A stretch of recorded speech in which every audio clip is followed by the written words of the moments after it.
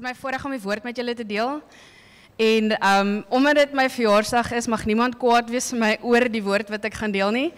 Iemand het gesê I have a get out of jail free card today. So en ek het geweet my iPad gaan dit doen. Hy update die app waarop my notas is. So dis okay. Ek kan sonder dit ook praat. Maar ja, dis my ongelooflike voorreg vanoggend om die woord met julle te deel en die woord wat die Here op my hart gedruk het, is nie sommer maar net so nie. Ek het gelag. Ek het iewers, ek dink 2 weke terug toe ek geweet het dis die woord wat ek gaan deel vanoggend, toe het ek met iemand gepraat het hulle gesê, ja, as jy nie weet waaroor om te preek nie, dan is dit altyd veilig om net oor liefde te praat.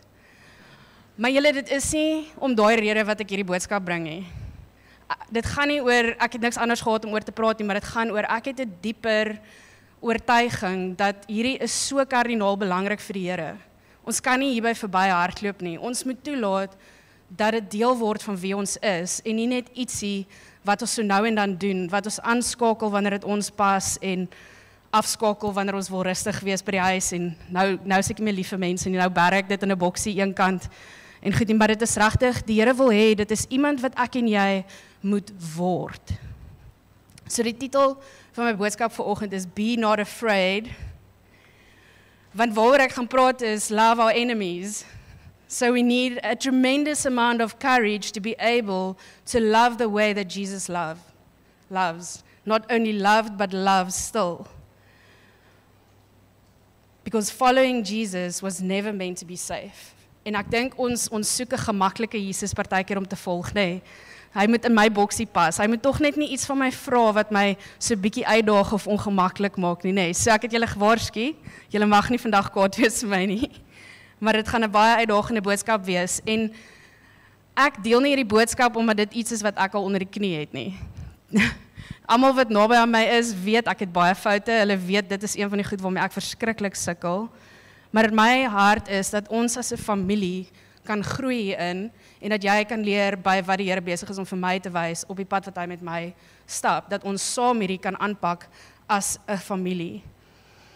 So, dit is verskriklik uitdagend by tye en ek worstel daagliks met die Here oor hierdie goeters en dit kos my myself gaan neerlê voor die Here oor en oor en oor en vir die Here sê, Here, my hart is nog steeds hard. Hy is nog steeds 'n hart van klip. Ek soek nie die hart van klip nie, Here. Kom haal dit uit, kom gee vir my 'n hart van vlees, want alleenlik dan, dink ek, sal ek dit kan doen. Maar die geheim is, ons het Jesus nodig. Ons het Jesus nodig. And the thing is, that we must grasp in our lives is it's not about me. It's not about you. It's not about me. We are not the main character in our own story. Jesus is. Jesus is die hoofkarakter in my en jou storie.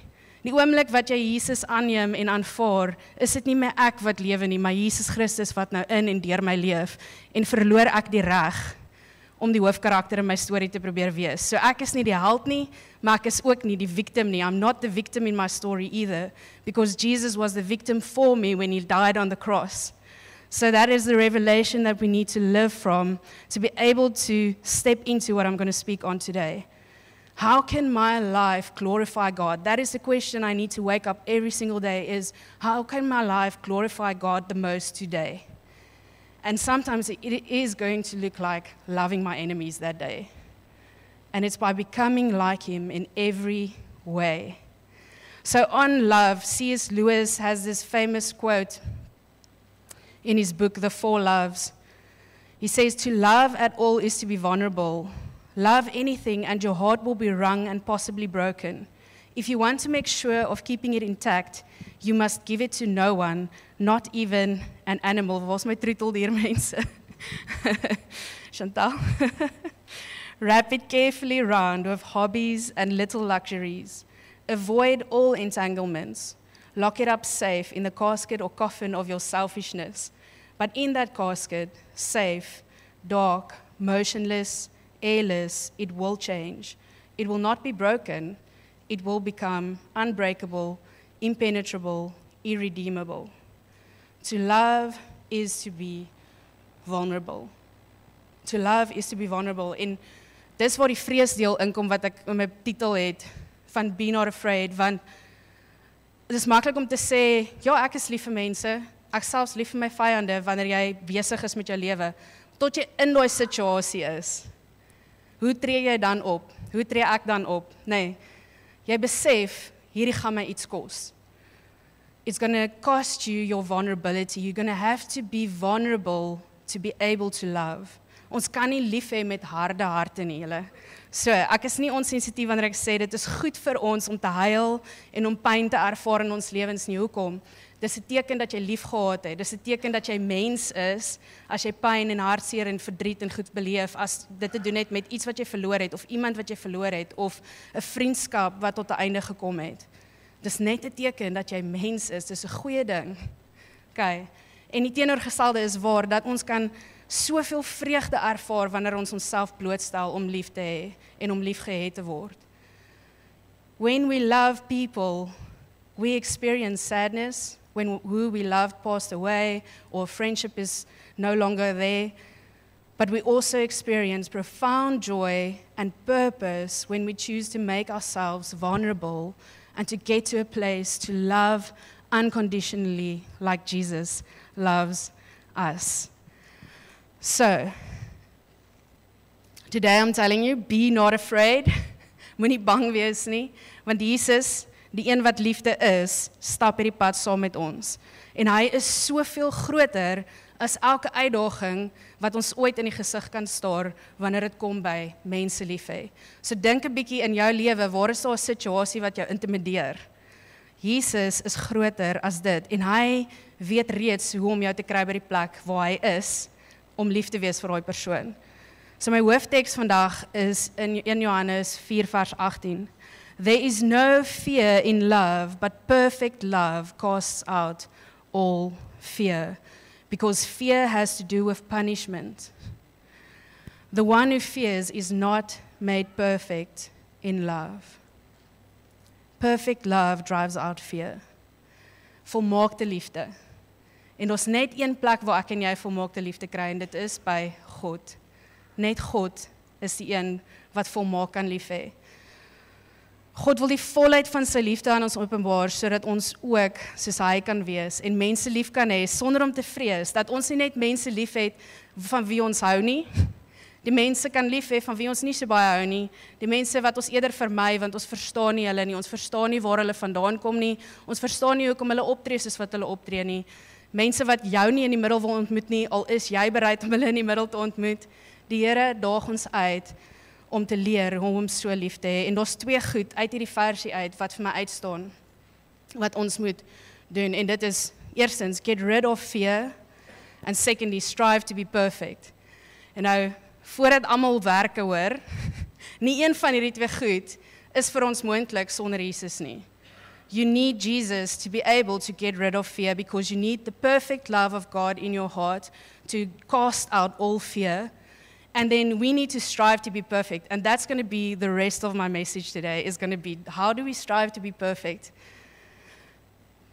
So 2 Timoteus 1 vers 7, net om daai punt af te handel van, ons moet ontslae raak van vrees. Ons moet in geloof die liefde van God ontvang. En dit ontvang op 'n manier waar jy 'n oortuiging in jou hart het, dat sy liefde vir jou perfek is. Sy liefde vir jou is alles wat jy nodig het. Sy liefde vir jou bedek alle sonde, dit bedek al jou seer, dit bedek al jou uitdagings wat jy ooit gaan in die gesig staar in die toekoms. Dit is genoeg vir jou. So 2 Timothy 1 verse 7, for God gave us a spirit not of fear, but of power and love and self-control. So we receive God's love and the fullness thereof through faith. And then Matthew 5 verse 48, how do we strive to be perfect? Because I'm not speaking about fulfilling the law. I'm not speaking about doing works to please God. I'm speaking about making an active decision that I'm going to set myself up to be perfect as God is perfect. Matthew 5 verse 48, be perfect therefore as your heavenly Father is perfect. And the way to this we find in the previous verses, from verse 43. Jesus says, you have heard that it was said, love your neighbor and hate your enemy. But I tell you, love your enemies and pray for those who persecute you, that you may be children of your Father in heaven. He causes his sun to rise on the evil and the good, and sends rain on the righteous and the unrighteous. If you love those who love you, what reward will you get? Are not even the tax collectors doing that? And if you greet only your own people, what are you doing more than others? Do not even pagans do that. Be perfect, therefore, as your heavenly Father is perfect. So om perfek te wees soos God die Vader, of volmaak te wees soos God die Vader volmaak is, gaan nie oor werkies wat ek en jy moet doen en offers wat ons moet bring. Dit gaan oor 'n ingesteldheid van ons hart en 'n keuse wat ek en jy elke dag moet maak om so gerig te wees dat as die Here vandag van my vra om my vyand te vergewe, om te bid vir my vyand, om my vyand te help in sy of haar nood, dat ek sal sê, ja Here, hier is ek. Dit is om by 'n plek te kom waar Jesus was, waar hy sy vyande lief gehad het. Maar die logiese vraag is, wie is my vyande? Who is my enemy? Because we tend to think that my enemy is someone from a far-off land, or maybe even in South Africa, who's from a different religion, who thinks it's righteous to kill Christians. You know, ons dink, dis ons vyande, is mense wat daartoe uit is om ons aktief te vervolg. Maar die definisie van 'n vyand of an enemy is actually really simple. It says, a person who is actively opposed or hostile to someone or something. It's someone who's actively opposed or hostile to someone or something. Met ander woorde, dis enige iemand wat teenkanting bied, enige iemand wat jou opponeer oor iets, ervaar jy 'n vyandige gesindheid teenoor. En dan geld wat Jesus vir ons vra in daai situasie ook, dat ons moet kies om ons vyande lief te hê. So dit kan letterlik enige iemand wees, iemand met wie jy besigheid gedoen het, iemand by die skool wat dalk heeltyd daartoe uit is om stories oor jou te versprei, die tieners wat jy is. Enige sulke goed. Maar ek dink uit eie ervaring kan ek getuig, en ek weet so baie van julle wat al jare lank deel is van 'n gemeente, of 'n leefgemeente of ander gemeente is, dat ons geen situasie van vyandigheid wat soveel seer maak en afbreek maak, soos die vyandigheid van 'n medegelowige nie.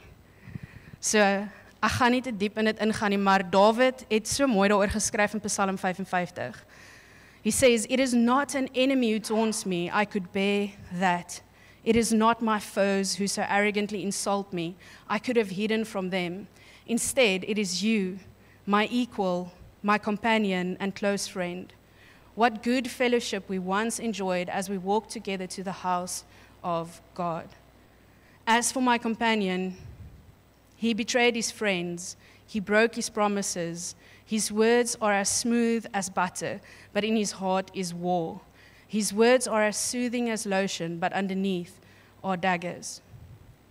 En dit is nie net Dawid wat dit ervaar het nie. In een of ander vorm het ek en jy dit al ervaar in ons lewens. Nie net van iemand af nie, maar was jy die persoon wat vyandig was. Ons is self skuldig hieraan. En die persoon wat die beste en enigste voorbeeld vir ons is van hoe om dit te hanteer, bly Jesus. Jesus is the perfect example of how we need to handle this situation. Because Jesus spent his last meal washing the feet of and sharing a meal with the one who would betray him.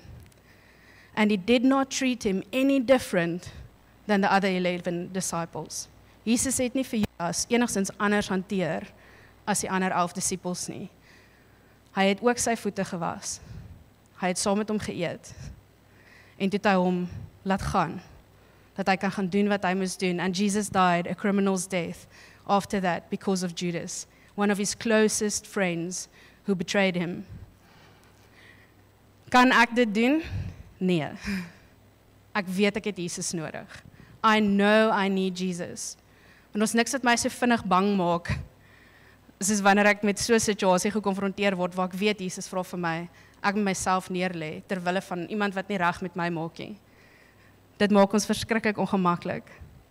So Jesus het kom demonstreer aan ons hoe ware liefde lyk. En selfs Jesus het 'n oomblik gehad, Pastor Gert het dit ook verlede week genoem, waar hy in die tuin van Getsemane gebid het, waar hy gesê het, Here, as dit moontlik is, laat hierdie beker by my verbygaan. Maar nogtans, nie u wil nie. Ag, nie my wil nie, maar u wil. Daai is baie belangrik. Daai volgorde. Ons moet onthou dat Jesus nie enigiets van ons vra wat hy nie self bereid was om deur te stap nie. Jesus het dit vir ons kom demonstreer tot die uiterste toe. Hy het aan die kruis gehang, oomblikke van sy dood af, en uitgeroep en gesê, Vader, vergewe hulle, want hulle weet nie wat hulle doen nie. Hulle weet nie wat hulle doen nie. Dis maklik vir my en jou om onsself te regverdig, nee, en te dink, ek is nie soos Judas nie, ek sal nooit daar gaan draai nie, maar ons vergeet al te maklik, dat eens op 'n tyd was ons almal vyande van God. We were all God's enemies once. Die Bybel is baie duidelik hieroor. In Colossians 1, verse 21, we read, Once you were alienated from God and were enemies in your minds because of your evil behavior. Romans 5, verse 10, For if while we were enemies, we were reconciled to God by the death of his Son, much more now that we are reconciled, shall we be saved by his life. En dan die laaste versie daar is my God se onverklaarbare liefde vir ons. Hy het voor die grondlegging van die aarde geweet waardeur die samelewing gaan, waardeur die hele mensdom gaan, hoe ons gaan verval in sonde, hoe die mense wat hy na sy beeld geskep het, teen hom gaan draai en vyhandig gesind teen hom gaan wees. Hy het dit geweet, maar voor die skepping al het hy gekies om 'n plan te hê om ons terug te bring na sy plan toe. For he chose us in him before the creation of the world to be holy and blameless in his sight. Op my eie is ek nie heilig nie, en ek is nie sonder foute nie.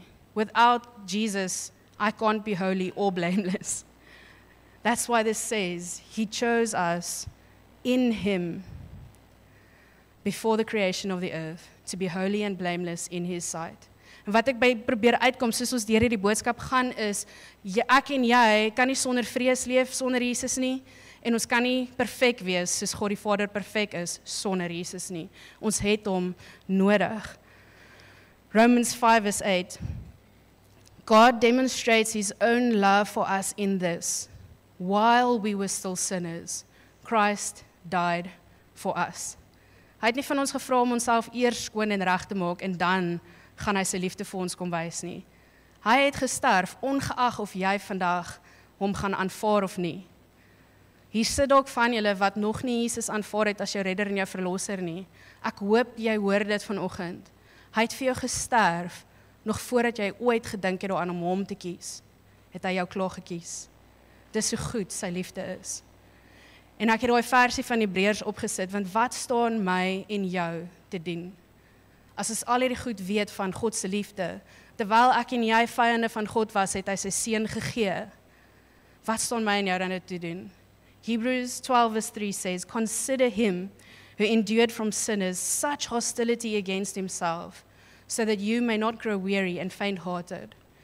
Wat ek uit dit uitleer is 'n skrif waarin ek vasklou in die worstelstryd daarvan om mense lief te hê wat ek mee sukkel om lief te hê, is ek met my oë op Jesus hou, wat voor my uitgegaan het. Want julle, ons raak so vinnig aandag afleibaar. Ons begin so vinnig ons selfgeregtigheid hier intrek van, maar ek is reg en daai persoon is verkeerd, en hoekom moet ek hulle vergewe? Want wat hulle gedoen het, is nie reg nie.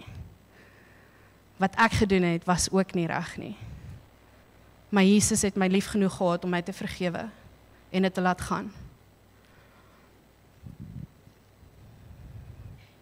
Ons dink aan al die redes hoekom hulle dit nie verdien nie. Maar verdien jy dit? Het ek dit verdien? Het jy dit verdien? Want die oomblik as ons ophou, selfveg vir wat reg is en Jesus voor oë hou, sien ek raak hoe nodig ek homself het. Kan ek weer sien, my sonde het hom ook aan daai kruis gehang. Ek het hom meer nodig as die persoon met wie ek sukkel. Grace never seems fair until you need it yourself. Dis ietsie wat my baie gehelp het die laaste tyd, is grace never seems fair until you need it for yourself. Mag ons vashou aan daai tipe gedagtes, is genade gaan nooit vir jou regverdig lyk as dit nie vir jou is nie. Solank dit met iemand anders te doen het, gaan dit nie vir jou regverdig lyk nie. Maar dan vergeet jy hoe nodig jy self die genade het. So can we do ourselves a favor this morning and decide to stay in our lane? To stay in our lane, fixing my eyes on Jesus, who's the author and perfecter of my faith. To run my race with endurance, considering him who went before me. So I'm going to begin to land this message. In 1 John 4, verse 20 to 21, John says, whoever claims to love God yet hates a brother or sister is a liar. Daai het my baie diep getref. Whoever claims to love God yet hates a brother or sister is a liar. For whoever does not love their brother and sister whom they have seen cannot love God whom they have not seen. As he has given us this command, anyone who loves God must also love their brother and sister. En hoekom? God wants us to become like him. God wil hê ons moet soos hy word. Jesus het gesê in Mattheus 5, be perfect as your heavenly Father is perfect. The whole goal is to make us like Jesus. He comes to live inside of us through his Holy Spirit with one goal, and that is to make us holy and blameless as he is holy and blameless, to make us Christ-like. And not our own version of that. I'm going to share something now that's going to hopefully switch on the light. Ek het 'n briljante boek gelees die laaste tyd, wat 'n vriendin vir my geleen het. Everybody Always van Bob Goff. Dit is die mees uitdagendste boek wat ek al ooit gelees het, want soos die titel sê, gaan dit oor om lief te hê, almal, altyd. Oral waar jy beweeg, is ons geroep om liefde te wees, sodat ons altyd almal lief het. En ek het julle gewaarsku in die begin van die boodskap, hierdie gaan julle ongemaklik maak.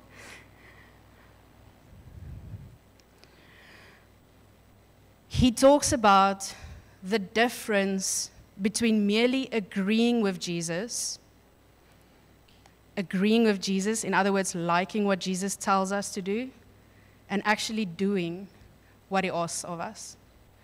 Hy het 'n baie belangrike ding wat hy reg deur die boek aanraak, is dat ons as Christene uitgedaag moet word om weg te beweeg van op 'n Sondag hier sit en die woord ontvang en Jesus, nou dit is so 'n goeie preek, dit is so lekker woord en dit het iets geroer in my hart en jy gaan weg en môre tree jy net dieselfde op soos wat jy die vorige dag opgetree het.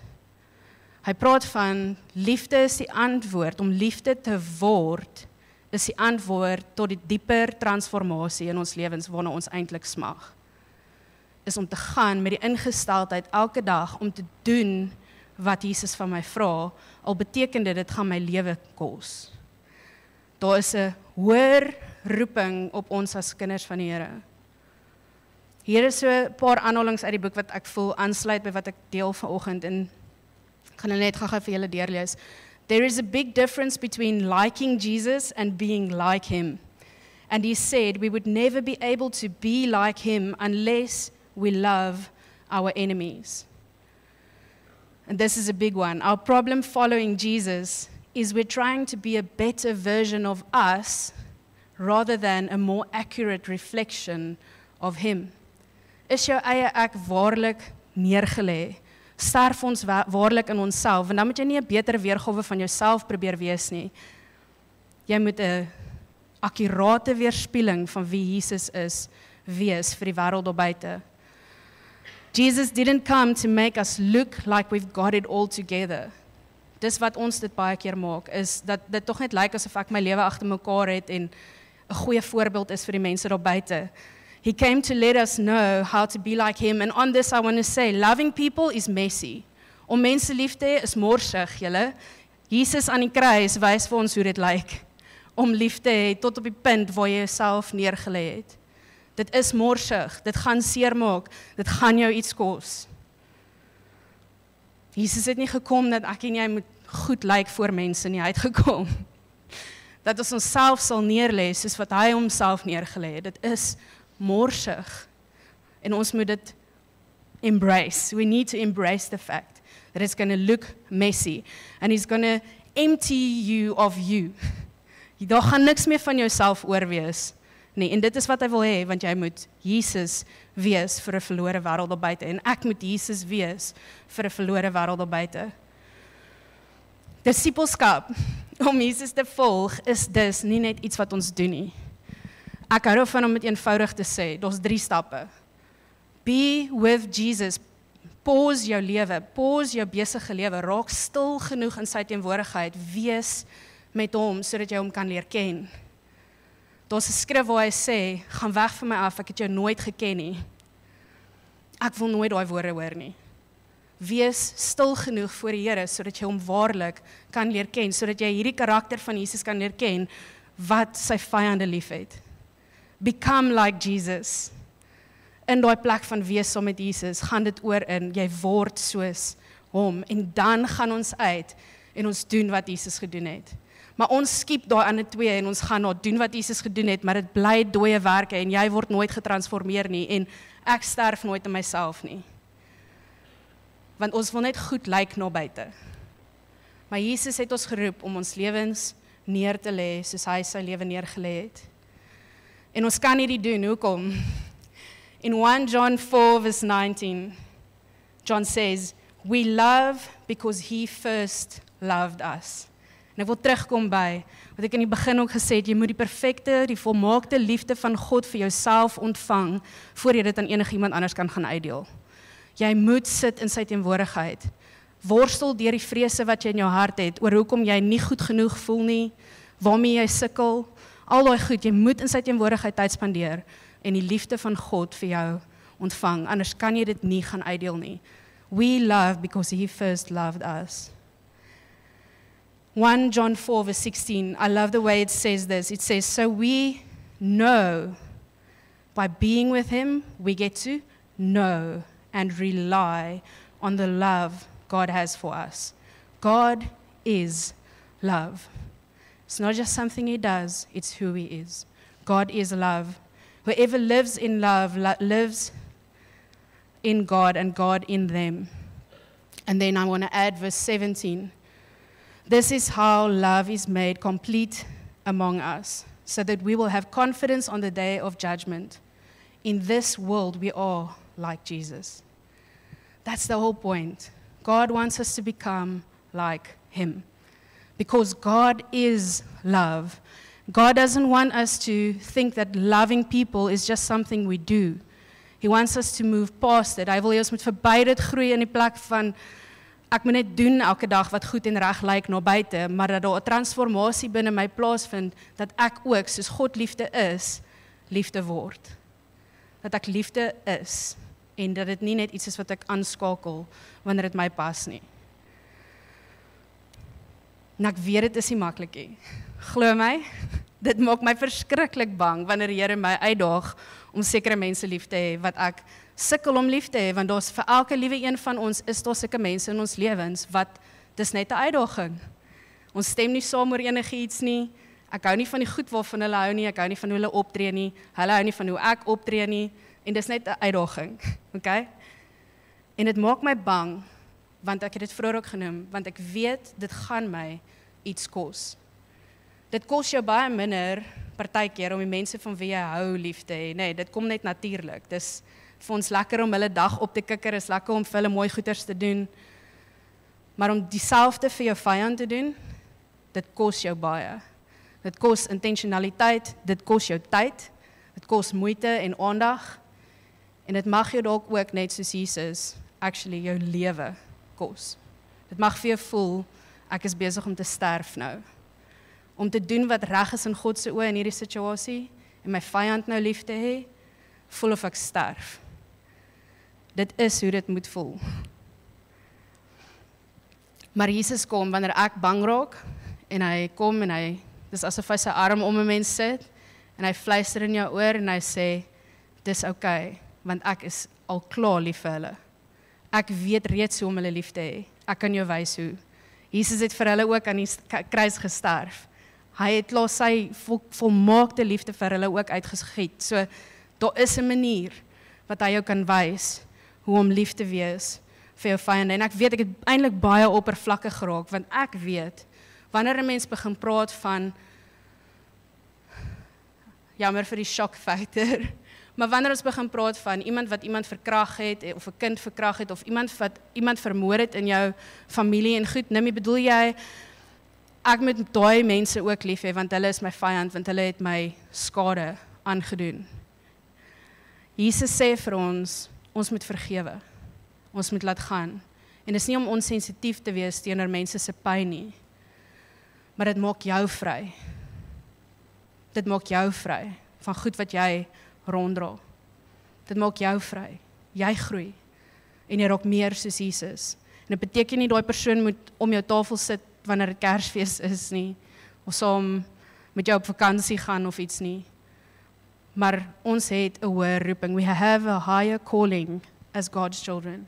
And He calls us to love our enemies, to become love as He is love, so that we will be able to love even our enemies. Okay, kom ons staan en dan sluit ons af in gebed. Lord Jesus, it's a privilege to just pray these words over us, that we will be people who are not afraid to love when you call us deeper, when you call us to love even our enemies, Lord God, to love the people who opposes us in this life, to love the people who do things we do not understand, Lord. Thank you that you come and you remove all fear. I pray now, Lord God, that anyone who's here this morning who heard something about your love, who do not fully understand the depths of your love, the height, the depth, the breadth, the length of your love. I just pray that over them, Lord God. Holy Spirit, that you will reveal yourself to them as love, that you are sufficient for us, that your love drives out all fear, your perfect love, Lord God, and in that you will be able to make us perfect as our Heavenly Father is perfect, and even to help us to love our enemies, to help us to love the people who have wronged us. And I pray, Lord, that you will help us, that love will be sincere, that we will hate what is evil, that we will cling to what is good, that we will be devoted to one another in love and honor one another above ourselves, that we will be able to bless those who persecute you. Here, dat ons die mense sal seën wat goed teen ons sê, wat uitlatings maak teen ons, Here, wat aktief goed doen om ons onder te kry, Here. That we will live in harmony with one another and not be proud and not be conceited, but that we will be willing to associate with those of a lower position, Lord God. Help us to not repay evil for evil, that we will do what is right in the eyes of everyone, Lord God, but most importantly, right in your eyes. And if it is possible, Lord God, help us to live in peace with everyone around us and to not seek our own vengeance, but to leave it in your safe and capable hands. Here Jesus, dat ons waarlik enige wrokke wat ons vanoggend in ons harte het, Here, selfs teen mense wat in ons gemeente is, Here, waar ons skering plaasgevind het, waar ons wrywing plaasgevind het, u hart is eenheid, Here Jesus. En die vyand wil ons besig hou met al ons, ja, maar hy het en sy het en ek is reg en hulle is verkeerd. Here, help ons om vanoggend dit by die altaar neer te kom lê, Here Jesus. By u voete neer te lê. Al ons redes van hoekom ons nie hulle kan lief hê nie. Mag ons opkyk na u en u aanskou en besef, maar ek het dit ook nie verdien nie. Dankie dat u 'n bonatuurlike werk binne ons harte kom doen, om harde harte van klip uit te haal en sagte harte terug te sit. Harte van vlees, soos u hart, Here, wat kan lief hê, selfs ons vyande. Wat kan vergewe, selfs dit wat nie vergifnis verdien nie, Here Jesus. En ek wil net elke persoon wat in bitterheid sit, wat vanoggend hier is, vryspreek van daai bitterheid in Jesus se naam. Kom maak ons vry, Here Jesus. Help ons om die volheid te ontvang van wat u vir ons het. Mag ons die krag van liefde ervaar. En mag ons hier voorkom getuig van hoe u dinge kom herstel het in ons lewens, Here, hoe u kom verhoudings herstel het, hoe u gewerk het in ons harte en ons geleer het om lief te hê soos wat u lief gehad het aan die kruis. Here, ons verdien nie u liefde nie, maar ons is so dankbaar daarvoor. Ons sê vir u dankie vanoggend. In Jesus naam alleen. Amen.